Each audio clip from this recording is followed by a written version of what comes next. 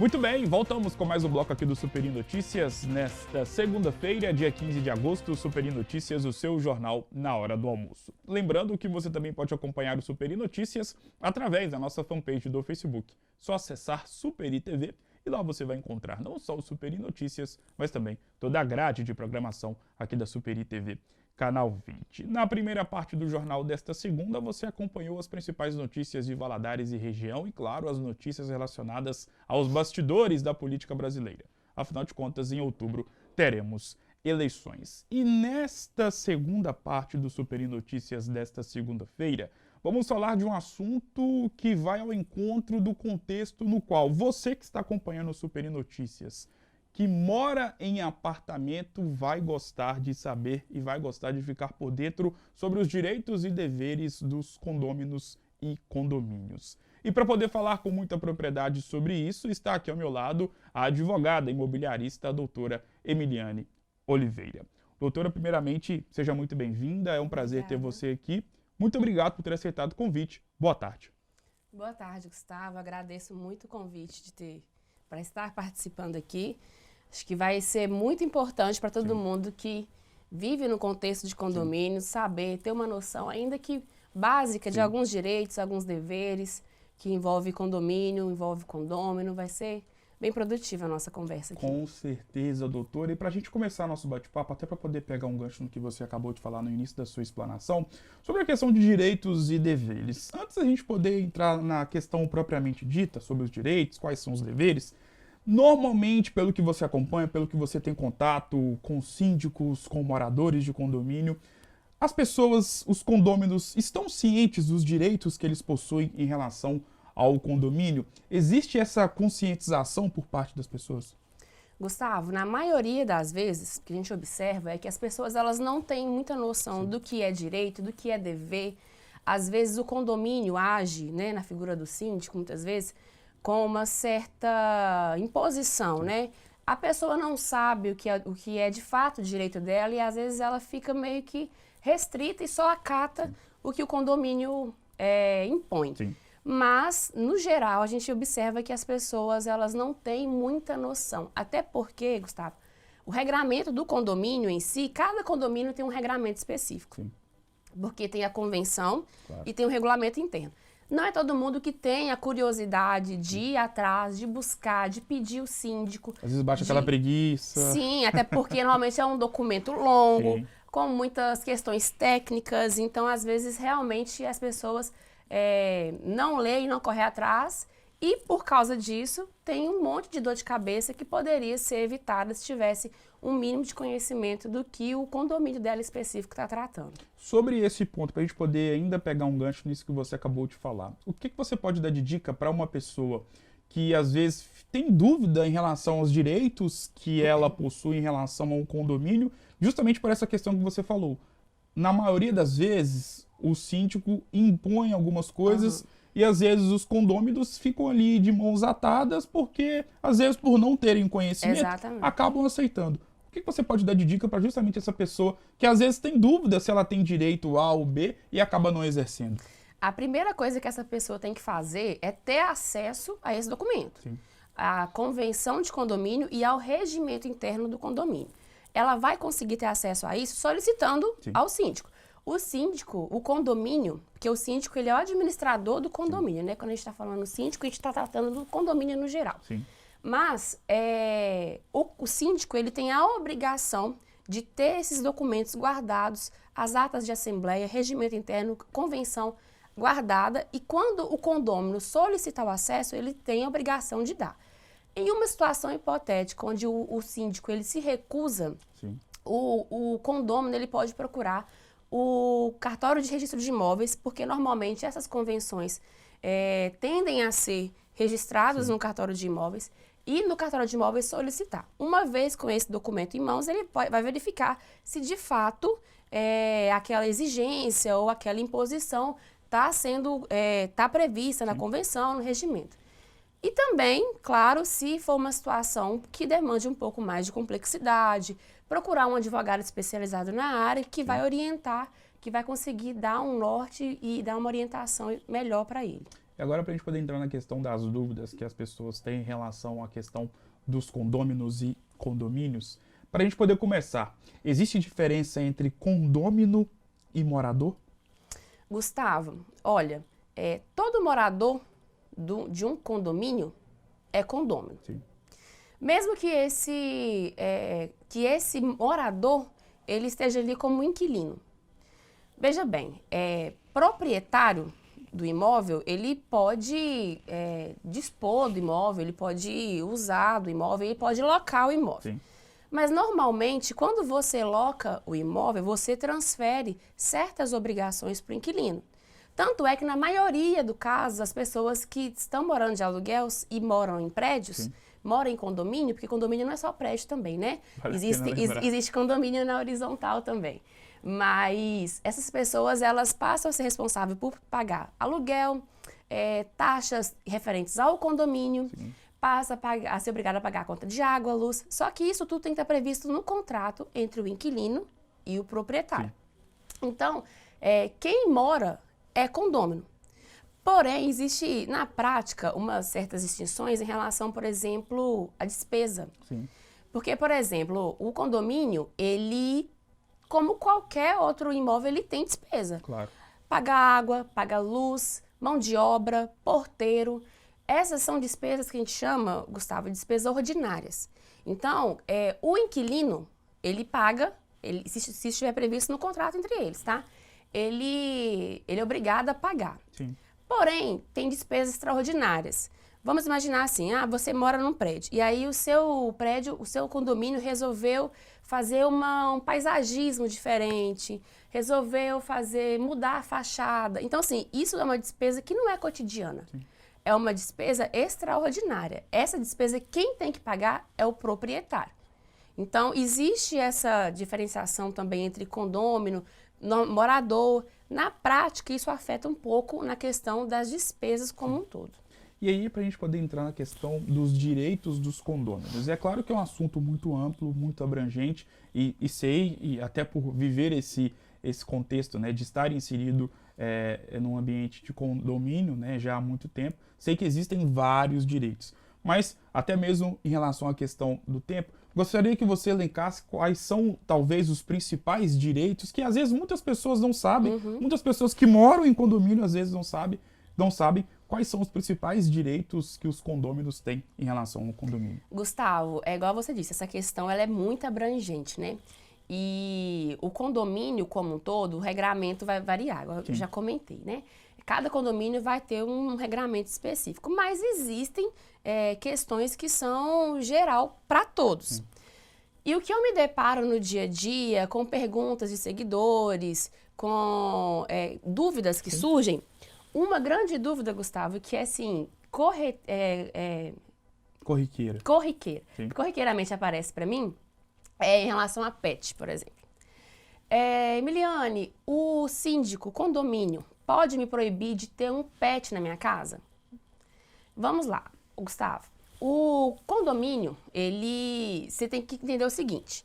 Você tem o seu apartamento, sim, mas tem uma convivência com várias pessoas ali. Então, você precisa respeitar o espaço do outro para que o convívio seja saudável, seja harmonioso. Então, mas por outro lado, você tem a sua liberdade. Sim. Você tem o seu direito de propriedade que você pode usufruir como você bem entender. Mas tem essa limitação, sim, em relação ao todo. O animal em si, o condomínio não pode, em hipótese alguma, aliás, não, tem uma exceção, mas o condomínio não pode te proibir de ter pet em casa, independente do tamanho do seu animal. Sim. Seja um animal grande, pequeno, você pode sim ter. E a convenção não pode proibir. Se proibir, essa proibição específica é nula. Sim. Mas, Gustavo, se o seu animal for um animal que late muito, que prejudica os demais vizinhos, se for um animal de uma raça um pouco mais perigosa, se ele representar risco para a saúde, para a salubridade do ambiente, aí nesse tipo de situação específica e somente essa exceção, sim, o condomínio pode proibir você de ter um pet em casa. Mas, por exemplo, ele não pode proibir. mas ele pode restringir, por exemplo, olha, animal não pode andar em corredor. Isso aí ele pode fazer. Sim. Ele não pode proibir você de ter um animal dentro da sua casa. Isso é uma proibição que não pode acontecer de forma alguma. E isso é uma pergunta, Gustavo, que as pessoas realmente não têm dúvida, têm muitas dúvidas, e as pessoas não sabem que tem situações que o condomínio realmente proíbe e a pessoa às vezes quer ter um pet e não tem porque o condomínio simplesmente proibiu. E sobre também, imagino que seja muito complexo e muito abrangente, os de deveres por parte do condomínio, porque a questão do condomínio tem essa relação diretamente com os condôminos, e da mesma forma que os condôminos têm os seus direitos e deveres, por parte do condomínio também existe essa questão dos deveres. Sim. Elenca para nós aí quais são os principais deveres por parte do condomínio. Quando a gente está falando do condomínio, a gente pensa logo na figura do síndico, porque o síndico ele é o administrador, né? Então, o condomínio em si, na figura do síndico, ele tem que estar ali sempre disponível para poder te apresentar a documentação. Ele tem que observar os regramentos da convenção, do regimento interno. Ele tem a obrigação de convocar assembleias para poder tratar de assuntos que sejam importantes ali no dia a dia do condomínio.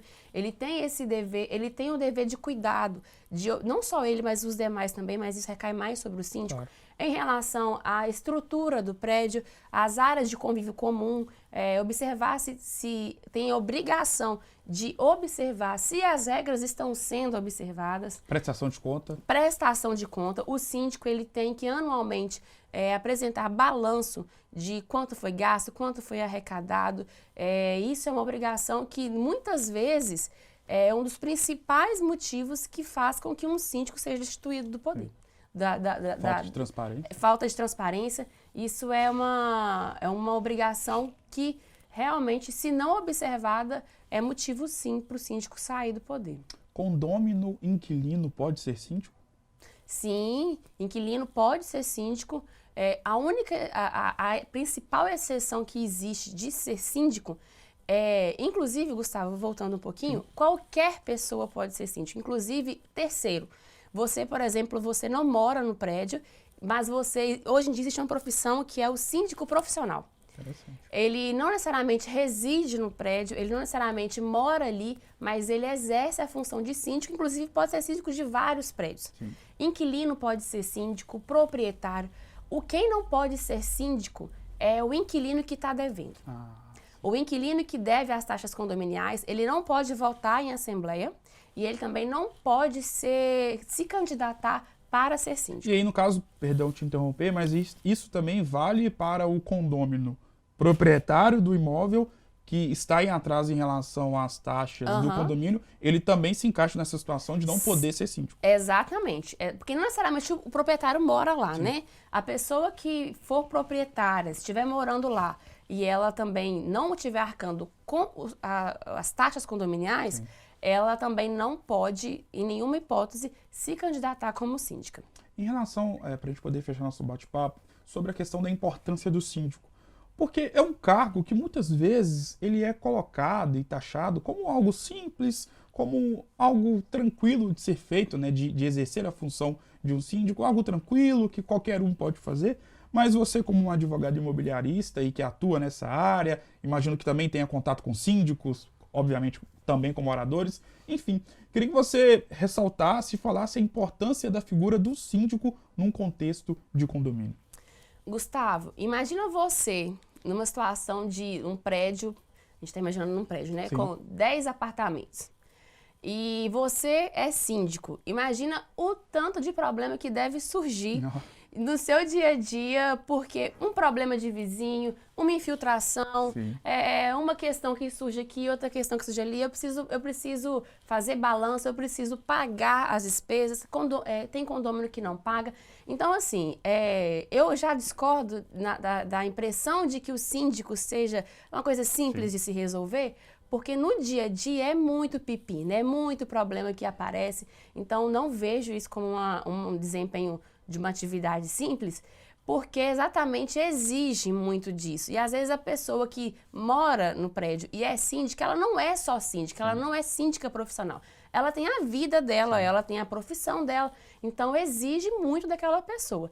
E o síndico, como ele é o administrador, então é ele que vai ser responsável por toda essa parte administrativa, ele que vai ser o responsável.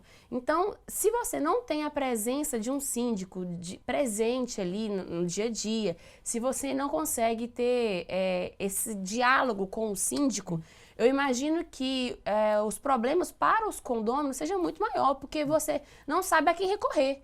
Se surge algum problema no seu apartamento, alguma questão com algum vizinho e você tem noção, você tem ciência de quem é o seu síndico, aonde ir atrás, torna tudo muito mais fácil.